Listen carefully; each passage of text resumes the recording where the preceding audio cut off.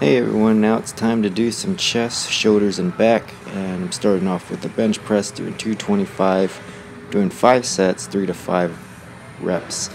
And so I'm actually going to move on to 245. Felt really good 6 weeks into my building phase, and I'm just trying to break to parallel within this movement, so I'm not putting too much more pressure on the shoulders.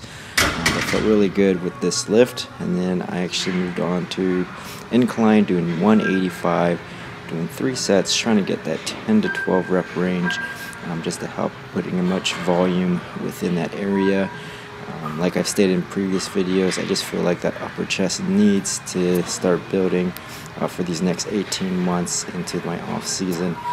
So just trying to get that squeeze at the top, and then actually move on to OHPs, doing 40 pounds on each side, and felt really good with this particular lift. So I went 5 sets, 3 to 5, and then I actually moved up to a new PR of 45 pounds on each side, and just really trying to get this lift as much as possible, because I feel like this is going to help build my shoulders up where they need to be. Of course, I go over to bent over rows, barbell style, doing 225, and I actually had to use straps today.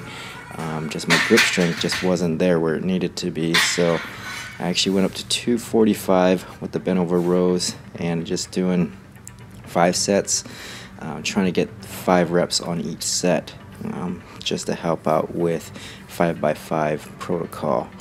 And then I actually move on to flat bench, dumbbell style.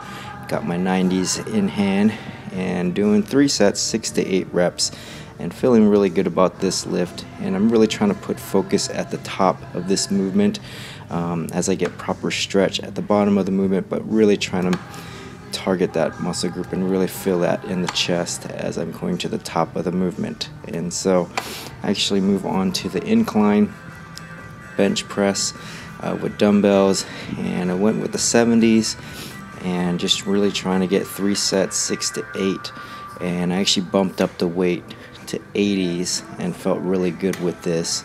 So I actually just kept pushing out as many reps as possible and just squeezing at the top, just so that I can get that volume in there, as much blood flow into there. And I think that's kind of a good tip too, is that you want to make sure that you're filling it within the chest. So really trying to figure out how that works with full range of motion, of course at the top of the movement, really trying to squeeze that chest for that particular movement, just so that you can maximize your efforts within that. And then actually move on to one-arm dumbbell rows.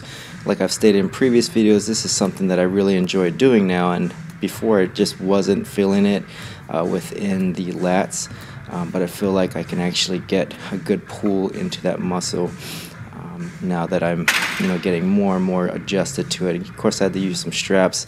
I actually went up to the 100s on each side and just felt really good about this movement, trying to do it nice and slow with a good cadence for rep ranges. But I did 3 sets, 8 to 10, and felt really good within pulling that much weight safely and securely. Before moving on to the next, I actually did some front raises with the 45 plate, just to kind of switch it up a little bit within the realm of front raises. I typically use dumbbells, but I just felt like using the 45 plate can just change it up a little bit within that realm.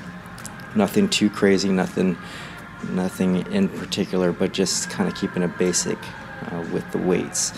And then I'm actually going to move on to some single arm presses. I start off with the 40s, but then I'm actually bumped it up to the 50 pounds. Like I've stated before, I saw this with Jeff Alberts doing this lift, and I just was curious about it, and I just love this movement just to help isolate that delt. I know what the judges critique. They told me I need to really bring up my shoulders, and just using the overhead presses and also doing this movement can definitely help out with that. I feel like I'm getting a lot of blood flow within this area. Typically I was only doing some isolation movements with lateral raises and front raises, and so now I'm going to finish it off with some good old pull-ups and just to help out with the width of the back. But if you have any questions, if there's anything that you folks have any comments on, just leave them in below and I'll address them on my next video. But thanks for watching and have a good one. Bye-bye.